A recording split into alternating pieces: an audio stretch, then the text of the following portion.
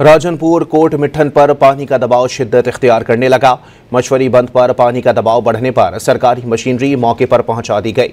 बंद टूटने की सूरत में बरसाबाद, हीट सोंतरा समेत करीबी इलाके ज़ेर-ए-आब आने का खतरा है। 400 से 500 के करीब घर भी मुतासिर होने का खदशा है। इंतजामिया की जानिब से भारी मशीनरी की मदद से बंद को मजबूत करने की कोशिशें जारी हैं। MNA शमशेर मजारी और इलाका मकीन भी मौके पर मौजूद हैं।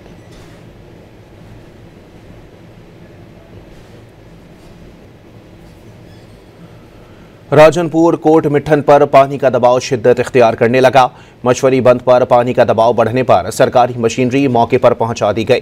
बंद टूटने की सूरत में बरसाबाद, हीट सोंतरा समेत करीबी इलाके ज़ेर-ए-आब आने का खतरा है।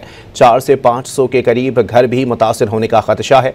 इंतजामिया की जानिब से भारी मशीनरी की मदद से बंद को मजबूत करने की कोशिशें जारी हैं। MNA शमशेर मजारी और इलाका मकीन भी मौके पर मौजूद हैं।